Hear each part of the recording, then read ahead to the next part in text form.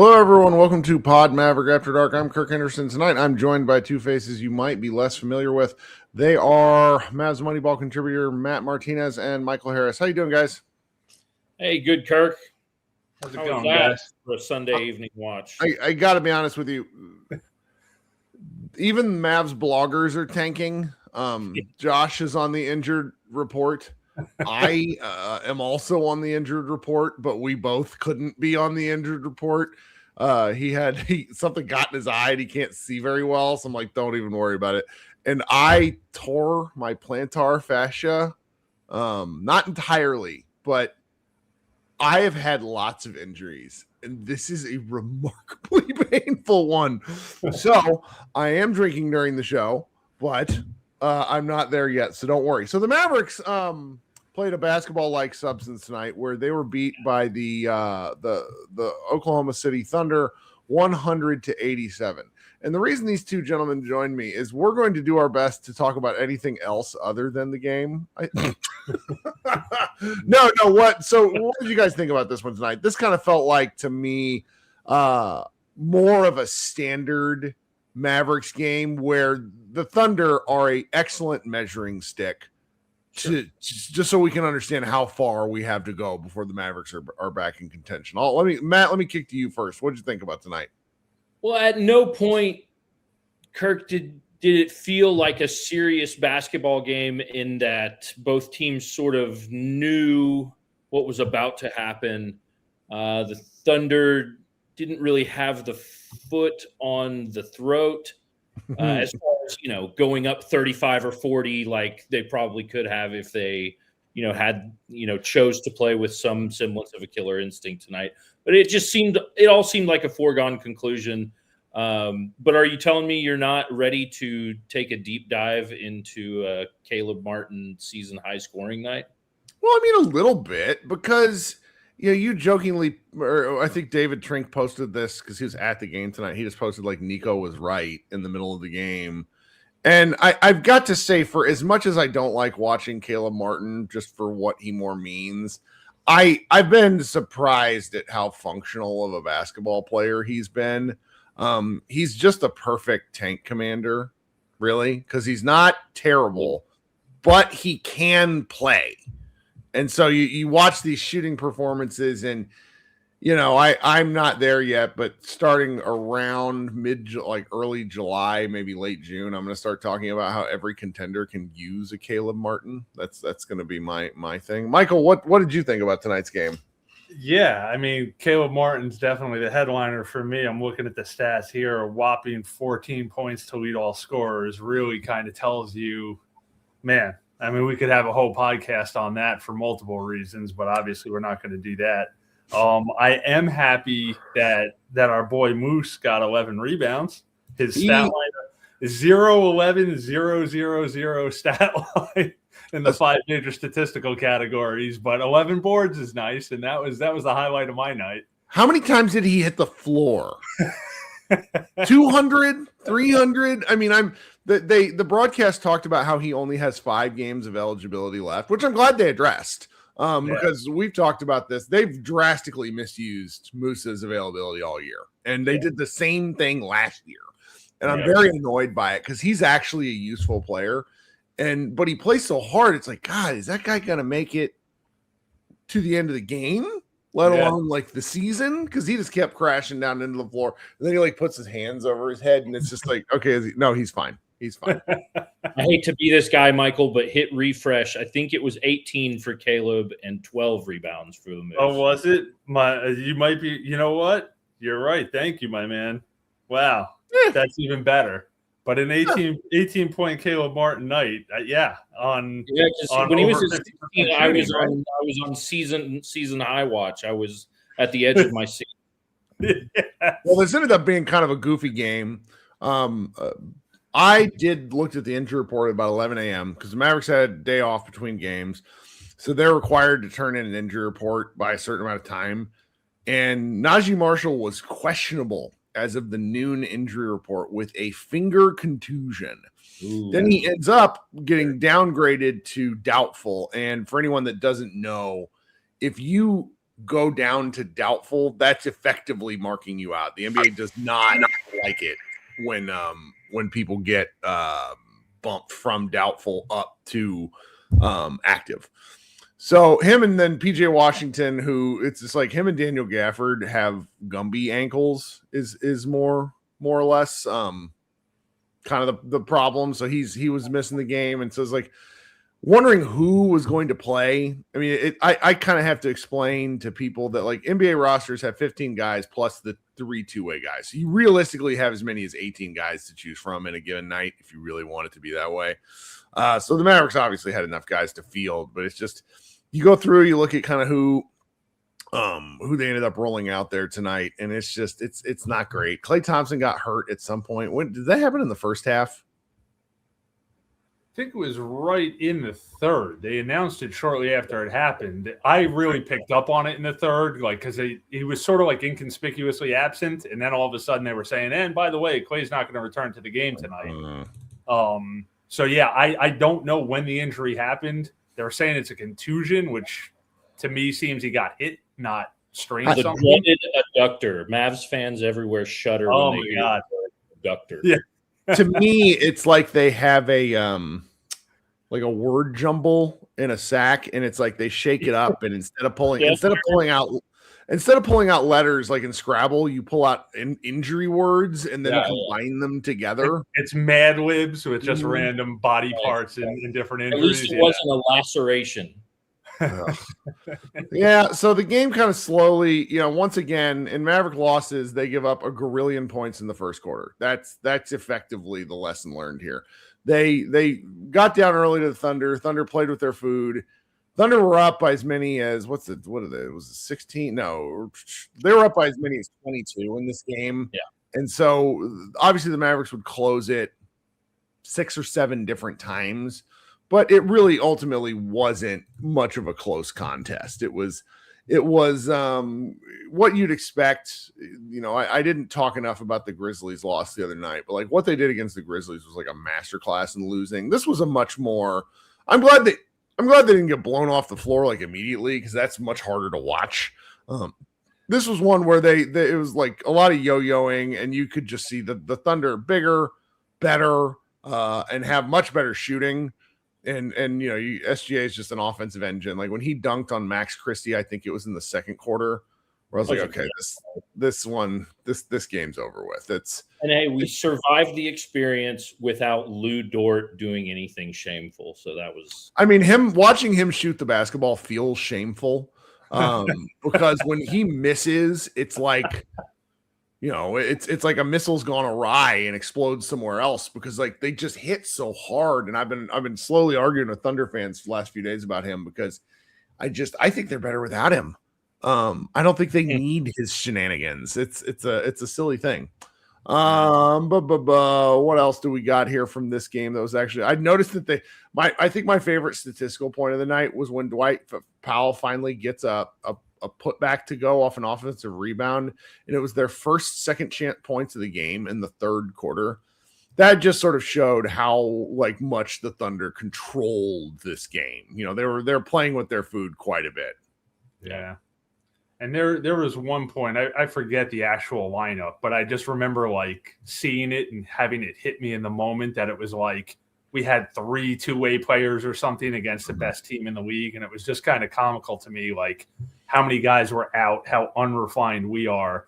And to the point you guys have been making, they were just sort of playing with their food. And I'm almost grateful for it because, Matt, you said it earlier. Like when the game started, I said to my wife, I was like, man, we're going to be down 40 inside of 12 minutes. Like this is going to be a rough Sunday night. And I'm almost glad that it wasn't. It at least kept it mildly entertaining, but it was. That's right. Yeah, it is a rough lineup, a rough night for sure.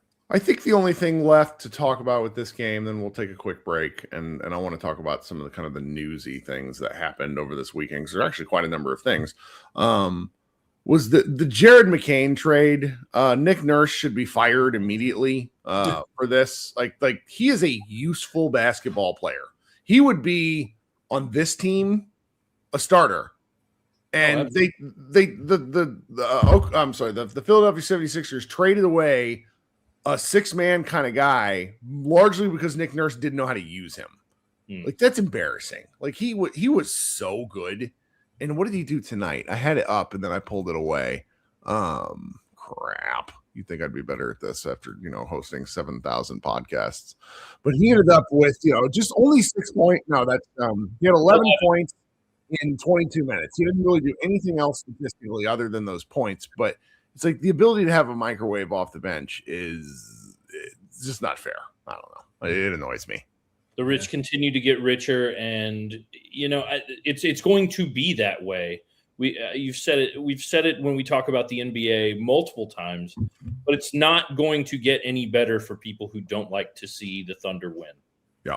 They're gonna have to have something. They're gonna have to have something befall them. I was thinking about this today because a friend of me of the podcast, Matt Moore, was just talking about different iterations of like their health over the last 2 years. And they've never really been super healthy. They were kind of the second half of last season heading into the playoffs, but even then they had a lot of nickel and dime things happen to them. And the kind of depth they're able to throw out on the floor, they could win a lot of different ways. Like, one guy going down doesn't hurt them. And Bill Simmons said something on his Thursday show where he said, you as a team going up against them need an 8-man rotation you can trust. Not a 7-man, not 6.5. You need 8. And I just agree that watching them beat the hell out of the Mavericks tonight. Yeah. So, okay. We're going to go take a quick break here and talk about a few more things, and everybody can get on with their evening here. 3 ways to support the show. Quite literally, send me money if you are feeling really generous. Obviously, don't expect that. Listen to the ads is the best way. Appreciate that if you do that. And then the third way is to tell your friends, grow the show. You can subscribe to this podcast relatively easily. I like to record after every single episode or game. We haven't really not done that in a while. But I also like to record a secondary show where I take, calls like a radio show. And I did that pretty good for like the first 45 or so games. But lately there just hasn't been the volume in the room. Meaning, folks, we got my man Killer Cam who's hanging out and a few others that are always good. But there's just nothing to talk about. And I tend to find right now that the more I say, the more likely I am to get in trouble. So I should probably just shut up. We'll be right back after a break. Thanks for listening to me ramble. Okay. Before we talk about comic books and anything else fun, the news of the weekend was a little bit interesting to me. So starting with a big one, they're kind of even levels of stuff. Chris Middleton elected to not accept a buyout. Lots to this story. Michael, you wrote the piece. Do you want to kind of tell us both the news and sort of your interpretation of this, and then we'll go kick it to Matt?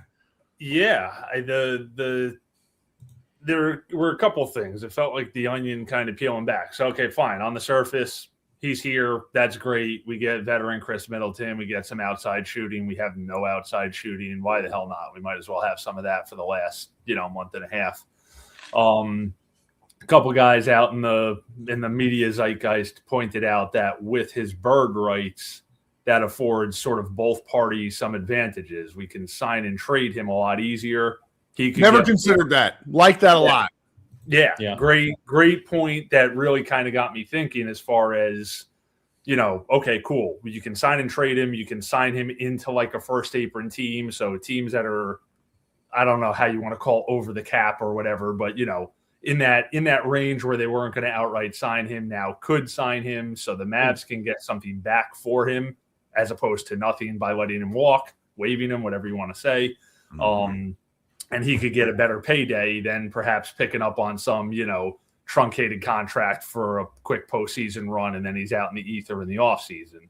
So that was all cool. The one thing I kind of thought about on my own, and I'm sure it wasn't independent, I'm sure a lot of other people had this thought, is last week the Mavs had said to him apparently that, hey, we might have a place for you next year.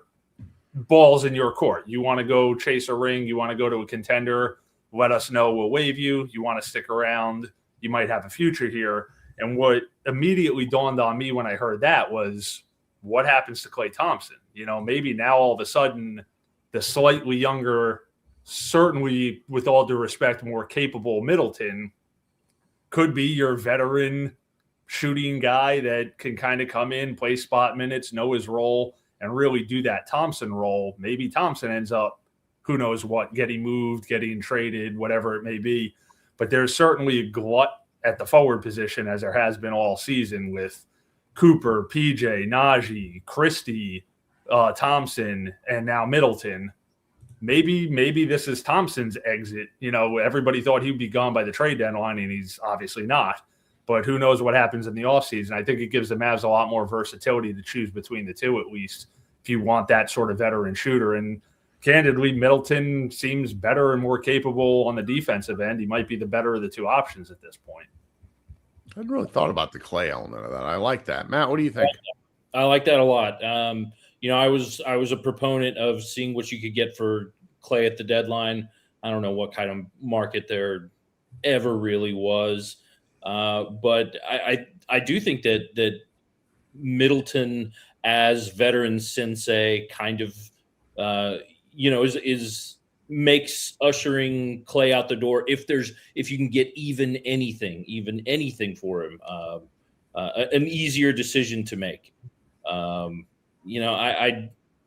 liked what I've seen from Middleton. Just from his days 4 or 5 years ago, really like his his game and his willingness to take this seriously. He's obviously working for his next contract, and I'd like to have him for one more year. I'd like to see him eat some more of Clay's minutes, maybe. I think the Clay Thompson experiment was a thing, and I think it's kind of taking its course. I like Middleton as veteran sensei for at least. I really hadn't thought about the Clay element of this at all, because his contract next year is really kind of wonky. It's like a partial guarantee. I don't really know the insides and outs of it, but I will say that you get Cooper Flag in year 2, rookie whoever, Kyrie Irving, Chris Middleton, Klay Thompson, locker room vets. Not a bad group. Dwight Powell will probably find a way to come back just because he's inevitable. It's an interesting thought process with it. I do think that the bird rights element of it and potentially trading him to a honest to goodness contender is probably my favorite thing, because I've mentioned early and often about my desire to be a way station for, contracts, draft picks, find a way to build up the asset chest. You're not going to be able to do it like the Thunder or the Jazz, but there is a way to do it given the right path and a little bit of luck. So there's a lot of optionality here, and I think that knowing what I know now, I'm fine with Middleton being on the team. I was annoyed. I initially was like, let's buy the guy out. Like, let's just be done with it. And now I find the options, interesting. They're not harmful. There's the Mavericks have some flexibility here, which is fun for a change, because that's been a little bit of a problem. The second piece of news. What do you think it would cost next year? It's a great question, because it's got to be a matter of what does he prioritize, because somebody told me the Mavericks have some like exceptions available to them depending on where they fall on the salary cap. I mean, he's probably worth the full. I don't know how much it would mean, but he's a good player, man. Like what he did the other night, this is a guy that's capable of, like, to me, maybe this is a preposterous thing to consider, but later stages Jerry Stackhouse, like a 22 to 24 minute a night guy who comes in and just punches the other team in the mouth, particularly against second units. Like, he would be good at that for anyone. He's just a guy I like watching play basketball. I have a really good friend who's a Bucks lifer, like psychopath, and he'll just send, if I start talking about him, he'll just send me like his some of his playoff performances. And because he was in Giannis's shadow, which is fine, he's second tier guy on the team. A lot of what he did as a superstar, I think, gets historically forgotten. Like or as a second guy on a team, he's really good. He's really good. And so, maybe it's the Toby Keith thing where he's not as good as he once was, but 20 games a season, he can be a deciding factor in an important game. So I don't know. I'm open-minded with regards to the Middleton of it all, and I think that presents Dallas with a whole bunch of options moving forward. And like I said, I like that. Agreed. The other news, the Mavericks, I cannot believe it was framed this way. The Mavericks agreed to, essentially move on from did they buy out Tyus Jones? What happened there? What was the news? I think it was reported that he was waived. To go join up, so he could go join a play, like players who are out, like that. He's not a playoff guy. Like what planet are we on? Oh. He could barely play for the Mavericks. Like I was just laughing. So, Tyus Jones was a guy the Mavericks sort of hunted for a number of year,s believe it or not. Came to the team, and then I think they were done with him within 10 or 15, however many games it's been since the trade deadline. That then freed them up to, and I don't think this is confirmed yet, but maybe it is. Doesn't really matter. It's going to happen regardless. Ryan Nembhard, who only had 5 or 6 games of eligibility left, and his two-way was signed to a 2-year deal with the terms being undisclosed. So, I'm fine with it. I'm not a Nembhard guy, but I think in terms of between him and Tyus Jones, I would rather have Nembhard. I think so. Yeah. I agree. I agree. I'm enjoying the, obviously we shouldn't even mention his name, but Nico did the Infinity Gauntlet, the snap, destroyed the team, destroyed our hope, destroyed everything, and then somehow feels like this kind of rebirth. I'm excited about some of these young guys and just having some of these young guys. And again, I don't know who knows what Nembhard will be, or was that all a flash in the pan earlier in the season? Is that the best he'll ever be, or the best is yet to come? I'm kind of just excited to find out. And with all due respect to Jones, that kind of veteran doesn't make sense here. I'd rather give those minutes, especially over the last 20 some odd games, give them to Nembhard and let's see what we got there. Let's at least watch a couple of young guys do something fun and, do something exciting, athletic, whatever it might be, something new to at least get us through the season and see what we got. Why the hell not? Yeah, but Michael, you're our AJ Johnson caucus, so I don't know how much. Look, man, it's so funny. One of the things I really when people decide that they hate me, they also decide that they hate Mavs Moneyball and like everything adjacent, and no one would believe the myriad of Mavs options or opinions that we have on the site, where we have our new guy, Jack Nowicki, who just carpet bombs us with takes and some of the thought process. And then, so it's like, it's one of the things I like about Michael on staff is he is an optimist without being annoying. And that's a key differentiation because some optimists don't want to hear negativity. Right. And that's actually a lot of fans, if I'm being honest. And so Michael's saying, all right, I want to give this guy a look in terms of AJ Johnson, who we didn't even talk about him. He had kind of he's just not good. Right. But then again, the Thunder are designed to make bad players look heinous. Yeah. So, it's neither here nor there. But, that I've liked watching him play for, 50 seconds at a time. Yeah. Well, Nembhard, I think at least, I said earlier, I'm not a Nembhard guy, but I think you could make the case to me where it's just, what does he need to improve? Largely, he needs to improve the shooting. The second thing he needs to improve is he needs to get the surgery from Gattaca and grow 4 inches. Right. Considering that's not going to happen, if the shooting becomes passable, and it really, I love when Shams Charania tweeted out, he's like, oh, he's a 44% 3-point shooter. And it's like, is it really that good? And it's like, you look at it and then you go game by game. He just doesn't shoot at volume. It's Nembhard's for where we are right now in the season. Nembhard's fine. He's fine. Yeah. So he can lead the tank.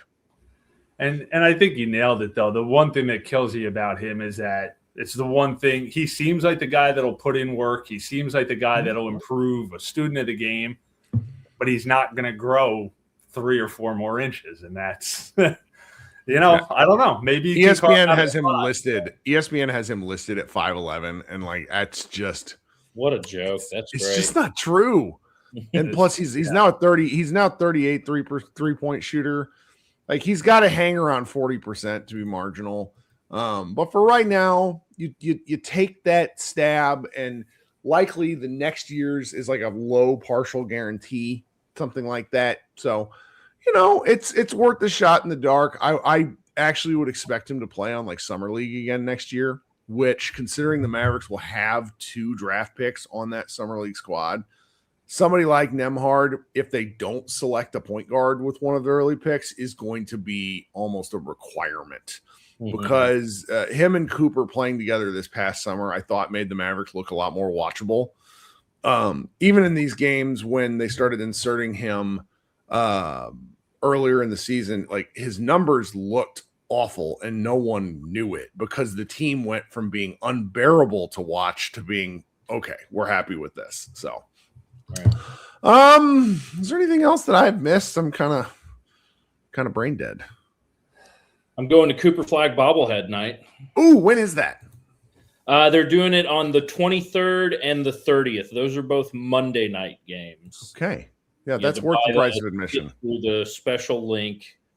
And yeah, I've got a bunch of Rangers bobbleheads, and I was such a mark for that. I had to click. It's fun. It's fun. There's not many home games left. Yeah. It strikes me. I am the guy who writes the satire pieces about the ownership being, third world despots, right? and I will have those ridiculous opinions on one hand, and then I will, you're having a bobblehead night? I will attend. I will. So the hypocrisy of my fandom. Oh, it's good. Large in this moment. No, people online have a hard time with this because it's like you're allowed to hold multiple contradicting thoughts in my head. Like somebody at the game tonight sent me a photo from the Mavs hangar of Anthony Davis stuff being marked at 75% off. And I was like, you should grab something. That's going to be a novelty item at some point. Novelty item. Yeah. It's something there. Michael, what about you? Any stray Mavs thoughts on your brain? I'll say this I've been a Mavs fan for a long, long time and seen all sorts of championships to OJ Mayo teams, beards to 500, all the craziness that you can think of in recent history. 500, God. Remember that, everybody. Dirk looked so amazing, and Harrison Barnes looked like a crazy person. Yeah, that's a good one. Just good memories, but there's something for a team that's going nowhere except hopefully higher in the draft. There's something that really is entertaining about it. And coming out of the nightmare of the trade, and there was something about this trade deadline that really did make me feel hopeful, with all due respect to AD, just being off of that and closing the chapter on that. Somehow it's fun. This 10-game losing streak that just ended, for 5 seconds, a couple weeks ago, that was somehow fun. You get destroyed in the first quarter, but leave it to the Mavs. And we would joke all the time in all our little staff chats, going to be a clutch game. Down by 20 at the end of the first quarter, and you knew it was going to be a clutch game. And 8 out of 10 of those losses, I think, were. So there's something that's somehow enjoyable about this disaster that's somehow been nice. And I'm hoping this is kind of the infancy where we can look back on it in a 1 or 2 years, maybe 3 years, and say, wow, this team's real good. And some of the guys on that roster were these guys that were the kind of bad news bears of 25, 26. So for how abysmal it is, there is something that's at least kind of fun about it. I like it. It's perverse, and it lives in the Mavs Moneyball Slack. I tell you, I would not be watching any of these games were it not for the little tight-knit community of Mavs sickos that we have. I agree. This is why, you watch sports more or less to watch sports with people and process it together. And I always love the looks that I get when people are like, you were watching the Mavs? Yeah. It's really good. It's really gross. I can't stop. Oh, well. Yeah. Guys, as I shouldn't say as always, because it's been a while since both of you have been on, but this has been wonderful. We managed to get a half hour out of almost nothing. So I know that anybody who's out there still listening to the show, we very much appreciate your giving shit about the Mavericks, because we certainly do. Josh and I will be back at some point. I am going to try to go to another high school playoff game around here on Tuesday. The next week's slate of games are all hilariously bad start times for anyone with adult responsibilities because they're all at like 6. But I can't say you're missing much. They just go out on the road forever, and they have a terrible road thing. They're going to win some games, so don't get upset if they do. The basketball gods will do what they do, and it's all a game of chance. So don't get too worked up about it.